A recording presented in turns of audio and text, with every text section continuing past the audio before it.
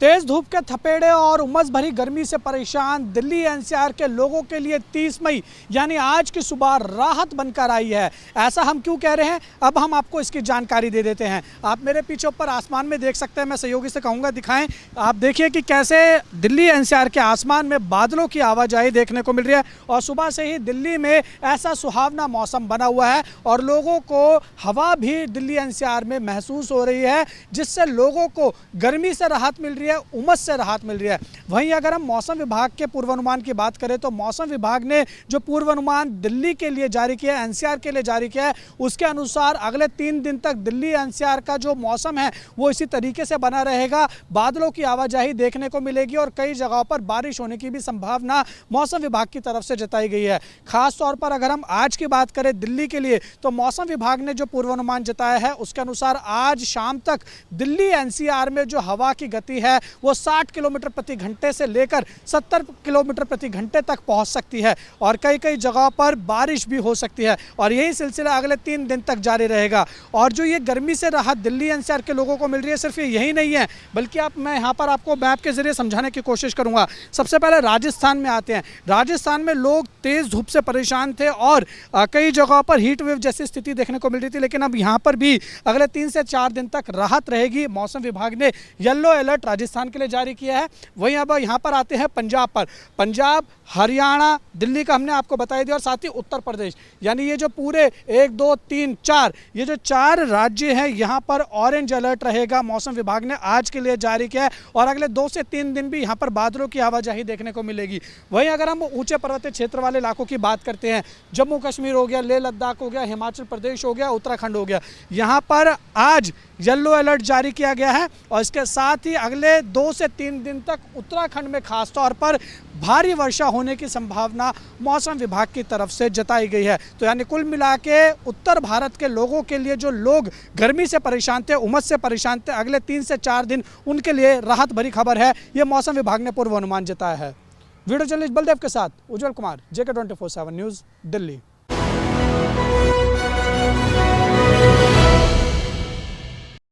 कि यहाँ पर जो है जन स्वराज पार्टी के जो नेता है प्रशांत किशोर जी, उन्होंने कहा है कि जब 2015 में जो देश के प्रधानमंत्री बिहार दौरे पर आए थे उस वक्त जो है बिहार विधानसभा चुनाव था। उन्होंने जो है बिहार के जो चुनावी दौरा में कहे थे कि मैं बिहार के लिए जो है 1,25 करोड़ रुपया का जो मैं पैकेज दिया हूँ ये बिहार के विकास के लिए दिया हूँ। प्रशांत किशोर ने यह सवाल किया कि अगर जब 1,25 करोड़ का जो पैकेज जो बिहार के विशेष विकास के लिए प्रधानमंत्री दिए थे तो आखिर वो 1,25 करोड़ रुपया जो है बिहार में कहाँ गबन हो गए, बिहार में कहाँ पर काम हुआ है, वो बायोडाटा जो है देश के प्रधानमंत्री जो है बिहार के जनता को बता दे। प्रशांत किशोर ने यह भी कटाक्ष किया है जब प्रधानमंत्री आए हैं बिहार दौरे पर तो उन्होंने कहे कि बिहार के स्वागत के लिए जो है वंदे भारत ट्रेन चलाए जा रहे हैं ताकि बिहार को मजदूर जो है अन्य राज्य जाएंगे और वहां पर जो है रोजगार करेंगे। प्रशांत किशोर ने प्रधानमंत्री पर कटाक्ष करते हुए कहा है कि क्या बिहार के लोग जो है, बिहार के नौजवान जो है क्या मजदूरों का अड्डा बन गया है। प्रधानमंत्री अगर बिहार दौरे पर हैं तो उनको जो है बड़े बड़े फैक्ट्री का उद्घाटन करना चाहिए था ताकि बिहार के लोग जो है पलायन ना कर सके, बिहार के नौजवान जो है अन्य राज्य ना जा सके। आखिर गुजरात में वंदे भारत से जो है बिहार के नौजवान क्यों जाएगा। आखिर जब देश के प्रधानमंत्री बिहार दौरे पर आए तो बिहार में उद्योग क्यों नहीं।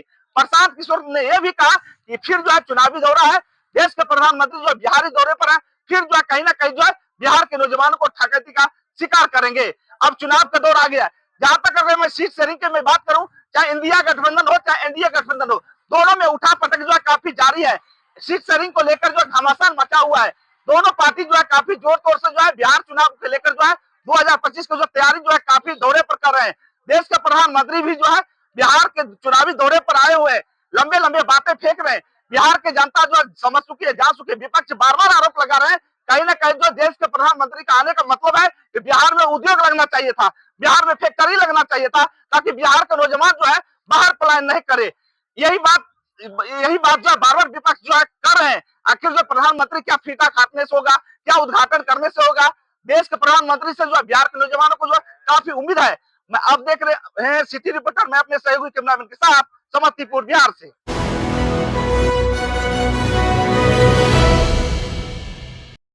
नमस्कार, आप देख रहे हैं JK 24 का खास कार्यक्रम सिटी रिपोर्टर।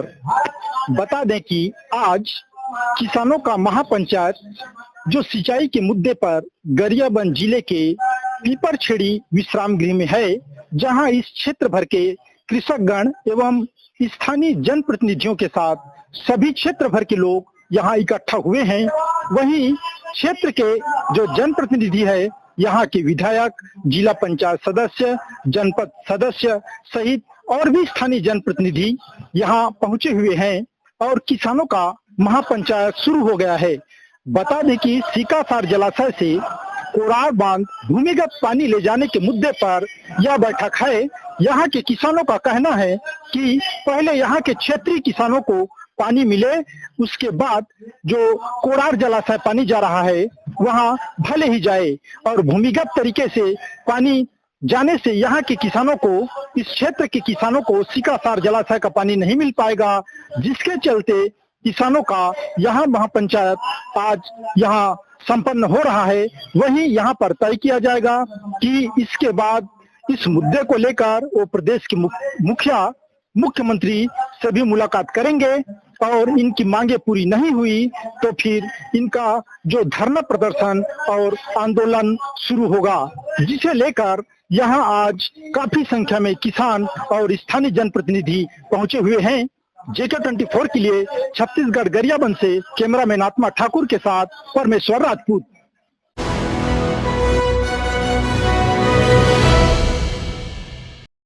सिटी रिपोर्टर में आज खास बात है, राजनीति से जुड़ी हुई बात है। जाहिर सी बात है 2024 के लोकसभा चुनाव के दो साथी कांग्रेस और सपा गठबंधन थे, मगर अब गठबंधन जो है पंचायत चुनाव में नहीं होगा, क्योंकि हमारे चैनल पे एक्सक्लूसिव अजय राय ने ये बता दिया है कि पंचायती चुनाव में कांग्रेस अकेले चुनाव लड़ने जा रही है। वो अपनी ताकत को देखेगी, अपने संगठन की ताकत को देखेगी, बूथ स्तर पे काम करेगी। इस वक्त कांग्रेस कार्यालय के हम लोग बाहर हैं और अभी हमने इंटरव्यू लिया है अजय राय का। उन्होंने साफ हमारे चैनल पे कहा है कि पंचायती चुनाव में हम अकेले रहेंगे। वहीं शिवपाल यादव का एक बयान आया है कि इमरान मसूद के बयानबाजी के जरिए से कांग्रेस मेंटल गेम खेल रही, हमें दबाव में लाना चाहती है ताकि 2027 में हम उनको सीटें ज़्यादा दें, मगर ऐसा नहीं होने वाला है, क्योंकि उत्तर प्रदेश में समाजवादी पार्टी की ताकत ज़्यादा है। कांग्रेस को समझना पड़ेगा कि उत्तर प्रदेश में बगैर कांग्रेस के, बगैर सपा के कांग्रेस का पहिया चलने वाला नहीं है। लिहाजा समाजवादी पार्टी के साथ रहेंगे तो कांग्रेस पार्टी जीवित रहेगी, ये शिवपाल यादव का कहना है। अब देखने वाली बात है, वहीं कांग्रेस भी कमर कस लिए है और वो पंचायती चुनाव में अकेले जा रही है। क्या ये गठबंधन की राह, जो जुमलाबाजी चल रही है, बयानबाजी चल रही है इमरान मसूद, आशु मलिक, और इमरान मसूद ने जो ये कहा कि किसी भी तरीके से कांग्रेस कम सीटों पे समझौता 2027 के चुनाव में नहीं करेगी। अब देखने वाली बात है कि इस तरह की बयानबाजी, जुमलाबाजी में, और आज हमारे चैनल पे अजय राय ने भी क्लियर कर दिया कि हम पंचायती चुनाव में अकेले चुनाव लड़ेंगे। क्या ये गठबंधन टूटता हुआ नजर आ रहा है? क्या ये गठबंधन नहीं है? इस पर भी स्पष्ट जवाब नहीं दिया। बस उन्होंने ये कहा पंचायती चुनाव हम अलग लड़ेंगे, 2027 का निर्णय हमारे शीर्ष नेतृत्व करेगा। बहुत अच्छा बयान देके अजय राय निकल चुके हैं, मगर अब देखने वाली बात है कि अगली सूरत राजनीति की क्या होने वाली है। एक बहुत अहम खबर JK न्यूज़ के पास थी जो हमने आपको बता दी। सिटी रिपोर्टर में ये बहुत अहम खबर थी राजनीति को लेकर उत्तर प्रदेश में। बहरहाल फिलहाल पंचायती चुनाव में सपा अलग लड़ेगी, कांग्रेस अलग लड़ेगी। 2027 की जो रूपरेखा है वो शीर्ष नेतृत्व लेगा, ये कहना है अजय राय, प्रदेश अध्यक्ष कांग्रेस कमेटी का। कैमरा पर्सन किशन के साथ रजा बद, लखनऊ, JK न्यूज़।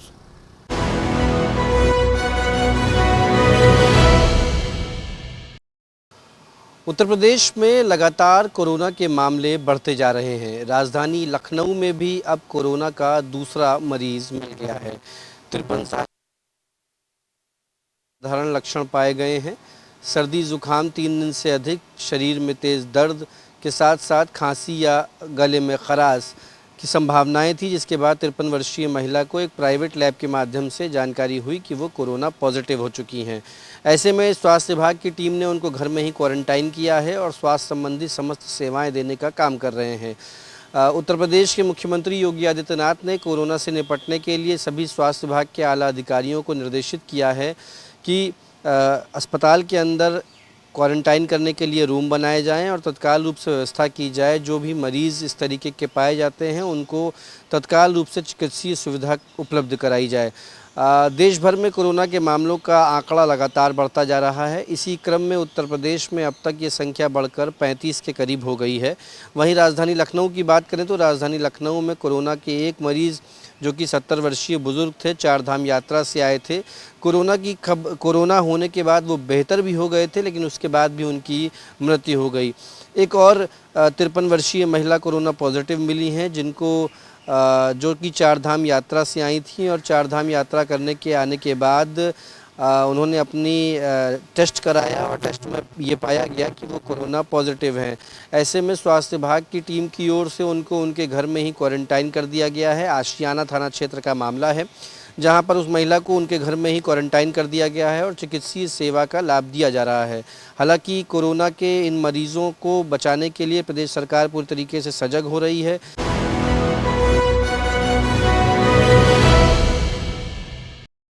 नमस्कार, आप देख रहे हैं सिटी रिपोर्टर, मेरे साथ मैं हूं संदीप गोयल।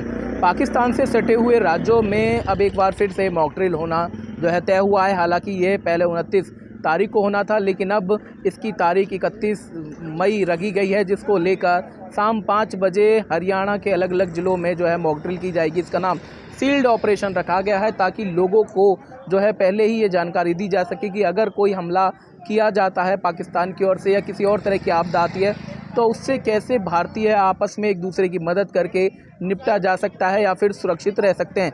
इसी को लेकर अब फरीदाबाद के अलग अलग जो कार्यालय हैं, चाहे फिर जिला प्रशासन मुख्यालय हो, चाहे नगर निगम मुख्यालय हो, चाहे स्कूल हो, कॉलेज हो या फिर बड़ी कंपनियां, उनमें लोगों को इस तरह का जो है अलार्म बजाकर एक बड़ा जो है एक अलार्म बजाया जाएगा। करीब 5 बजे का समय रखा गया है, जिस दौरान ये मॉक ड्रिल की जाएगी। उस दौरान सुरक्षा विभाग से जुड़े हुए लोग होंगे, स्वास्थ्य विभाग से जुड़े हुए लोग होंगे और ये बताएंगे कि कैसे अगर कोई घटनाक्रम घटता है तो उससे कैसे बचाया जा सकता है और एक दूसरे की मदद करके उसको सुरक्षित स्थानों तक पहुंचाने का काम किया जा सकता है, या कहें कि उसको हॉस्पिटल या एम्बुलेंस तक पहुंचाने का किस तरह से काम किया जा सकता है।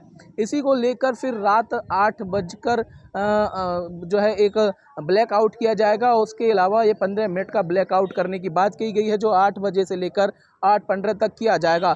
इस ब्लैकआउट में लोगों को यह जानकारी दी जाएगी कि कैसे यदि हमले से बचना है तो अपने घरों की लाइट बुझाने के बाद खिड़कियों को बंद कर लें और चारों तरफ अंधेरा जो है वो घना होने की स्थिति कैसे रखी जाएगी। इन्हीं तमाम चीज़ों का जिक्र हालांकि 7 मई को भी किया गया था, लेकिन एक बार फिर अब भारत सरकार की ओर से निर्देश दिए गए हैं कि पाकिस्तान से जुड़े हुए जो 5 राज्य हैं उनमें हरियाणा भी शामिल है। ऐसे में उसको भी जो है इस मॉक ड्रिल का हिस्सा माना जा रहा है और उसी कड़ी में अब यह मॉक ड्रिल 31 मई को तय की गई है।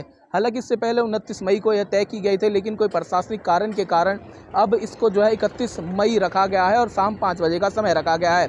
सहयोगी राकेश के साथ संदीप गोयल, J24/7 न्यूज़, फरीदाबाद।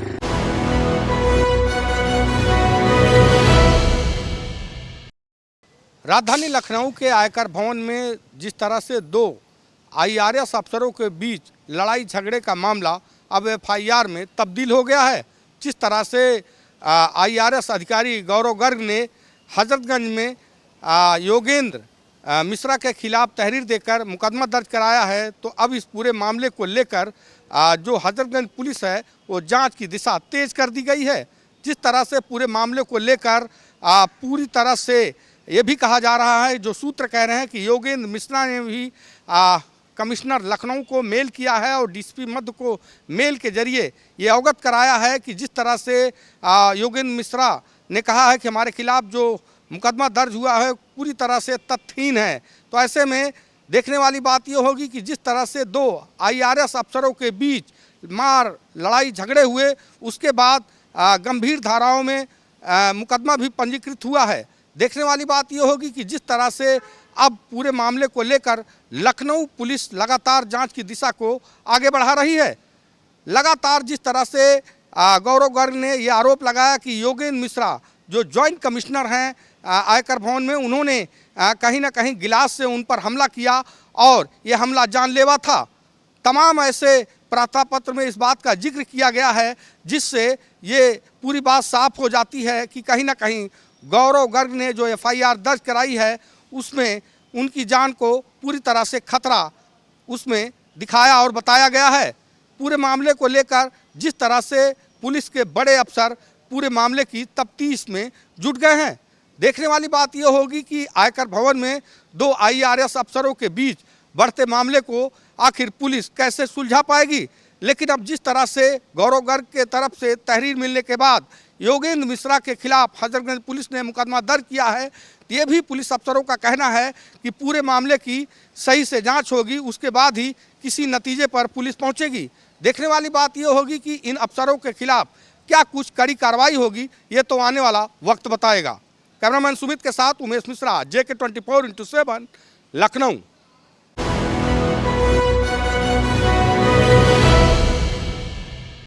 एक झटके में खत्म हुआ अचलपुर फिनले मिल का बेमुद्दत आंदोलन, लेकिन सवाल अब भी कायम है, क्या ये स्थायी समाधान है या फिर सिर्फ एक और दिखावा। नमस्कार, आप देख रहे हैं JK 24/7 न्यूज का खास कार्यक्रम सिटी रिपोर्टर। मैं हूं आपके साथ इरशाद अहमद।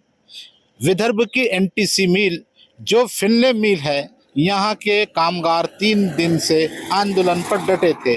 पिछले कई महीनों से उन्हें उनका वेतन नहीं मिला।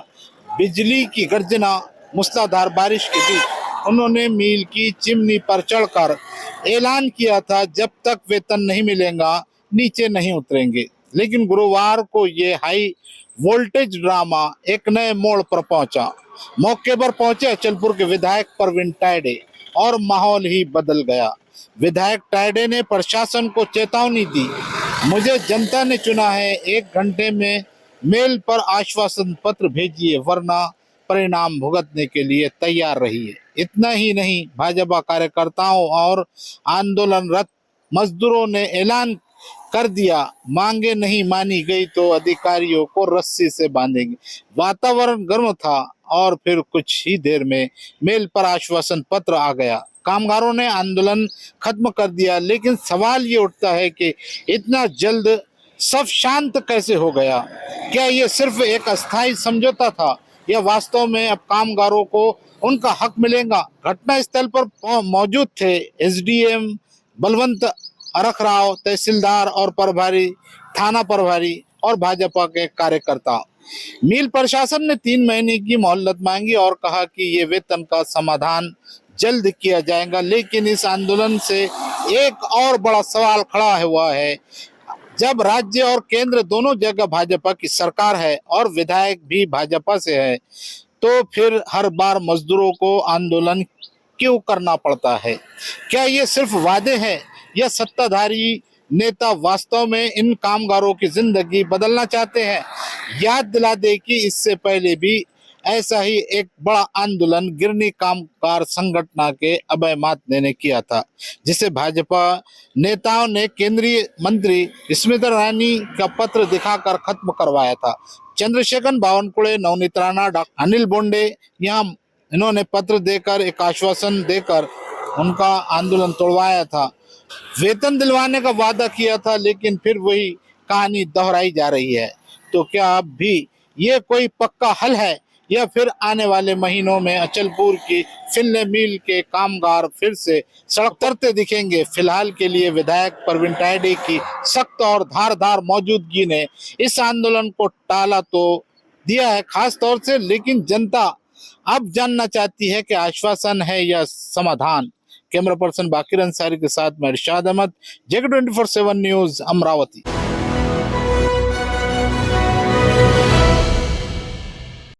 पंजाब के श्री मुक्तसर साहब के गांव के अंदर आज सुबह एक जोरदार धमाका हुआ और इस धमाके के अंदर 5 लोगों की जान चली गई। ये धमाका एक पटाखा बनाने वाली फैक्ट्री में हुआ था, जहां पर देर रात को भी मजदूर काम कर रहे थे और इस दौरान बहुत सारे मजदूर ऐसे थे जो काम करने के बाद कमरों के अंदर सो रहे थे।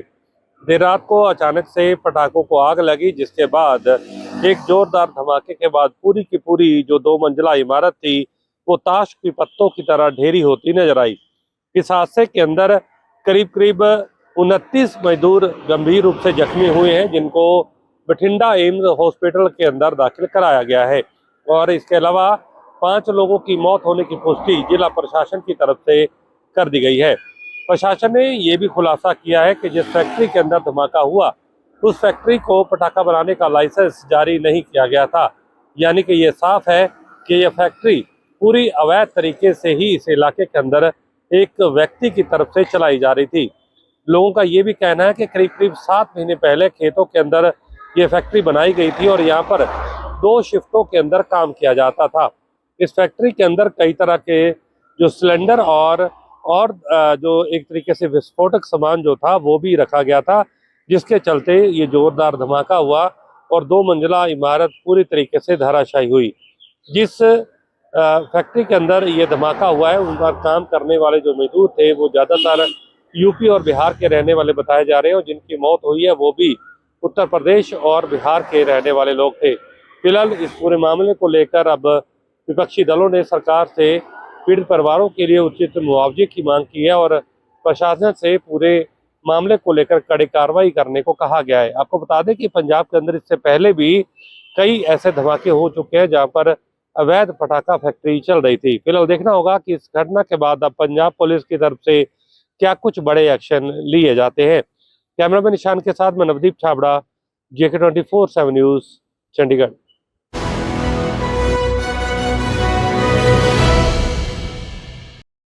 साल भर दावे और वादों में बीत गया। जब बरसात ने दस्तक दी और मानसून जब सिर पर आया तब जाकर प्रशासन की ओर से बाढ़ की तैयारियों की समीक्षा शुरू की गई। हम बात कर रहे हैं पीलीभीत जिले की। दरअसल जिले में पिछले साल जुलाई में बाढ़ आई थी, जिससे कई इलाकों की पुल पुलिया और सड़कें क्षतिग्रस्त हो गई थी। लेकिन आलम यह है कि मानसून एक बार फिर सिर पर है और क्षतिग्रस्त हुए मार्ग और पुल पुलियों की स्थिति जस की तस बनी हुई है। इसको लेकर जिम्मेदार अफसरों की ओर से प्रस्ताव शासन में लंबित होने के बाद कहकर किनारा किया गया है, लेकिन ग्रामीण इसको लेकर सवाल कर रहे हैं। ग्रामीणों का कहना है कि पूर्व में आई बाढ़ से हुए नुकसान की अभी तक भरपाई नहीं हो सकी है। ऐसे में इस बार मानसून में अगर बाढ़ आती है तो बड़ा नुकसान हो सकता है। हालांकि जिले में बरसात के दौरान देवा और शारदा नदी हर साल उफनाती है। नेपाल से जनपद की सीमा में प्रवेश करने के बाद शारदा नदी कलीनगर और पूरनपुर तमाम इलाकों में नुकसान पहुंचाती है। पिछले साल भी नदी ने कई इलाकों में नुकसान पहुंचाया था। इसके अलावा जुलाई में आई बाढ़ से माडोटांडा, शाहगढ़, कलीनगर, बीसलपुर, अमरिया आदि इलाकों में प्रमुख मार्गों और पुल पुलिया कई जगह से कट गई थी। मरम्मत को लेकर पूरा साल बीतने के बावजूद इन पर कोई काम नहीं हो सका है। अफसरों की ओर से कार्य को मंजूरी न मिलने की दुहाई दी जा रही है और स्थिति जस की तस बनी है। अब बरसात का समय नजदीक आया तो बाढ़ को लेकर तैयारियां शुरू की गई हैं। पूरनपुर इलाके की बात करें तो यहाँ संभावित बाढ़ को लेकर प्रशासन तैयारी कर रहा है। प्रशासन की इस तैयारी में 13 बाढ़ शरणालय, 5 बाढ़ चौकसियां व 5 पशु शरणालय बनाए गए हैं। बाढ़ चौकसियों पर राजस्व, स्वास्थ्य, पुलिस, पशु चिकित्सा आदि सहित 25 से 30 कर्मचारियों की प्रति बाढ़ चौकी पर ड्यूटी लगाई गई है। इसके साथ ही 20 तैराक, गोताखोर, 41 नाविकों और पोकलन मशीन स्वामी का भी नाम, पता, मोबाइल नंबर सब एकत्र किया गया है ताकि बाढ़ का अलर्ट घोषित होने पर उक्त लोगों को मौके पर बुलाया जा सके। हालांकि बरसात के बाद बाढ़ की स्थिति से प्रशासन किस तरह निपटेगा और कैसे ग्रामीणों को नुकसान से बचाएगा, यह जरूर देखने वाली बात होगी। Video journalist Kapil.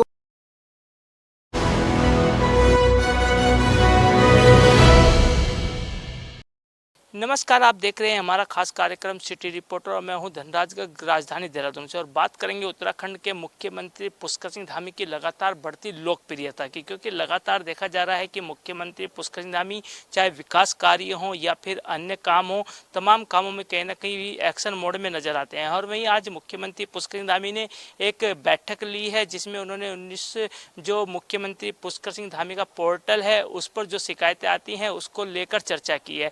यानी कि 1905 पर जो शिकायतें आती हैं उनका समाधान हो, उसके लिए आज बैठक ली गई है। और इस बैठक में अधिकारियों को निर्देश भी दिए गए हैं कि जो भी समस्याएं लोगों की है, जनता की हैं, वो जो 1905 पर आती हैं उस पर तुरंत कार्रवाई की जाए और तुरंत उनको उन समस्याओं से निदान दिलाया जाए। यानी कि कहा जा सकता है कि मुख्यमंत्री पुष्कर सिंह धामी ने एक बार फिर कहीं ना कहीं अपनी लोकप्रियता बढ़ाते हुए उन लोगों से भी बात की है जो कि पीड़ित हैं और जो लगातार शिकायतें 1905 पर करते हैं उनसे बात की है और उनको समाधान करने का निर्देश अधिकारियों को दिया है, क्योंकि लगातार देखा जाता है कि उत्तराखंड में काफ़ी समस्याएं ऐसी हैं कि जो जनता कहीं ना कहीं उनका साफ तौर पर जो शिकायत है वो 1905 पर करती है, लेकिन जिस तरीके से लगातार कहा जाता है कि शासन के अंदर जो भी फाइल जाती है वो आगे नहीं बढ़ती है, वो धूल भांपती हुई नजर आती।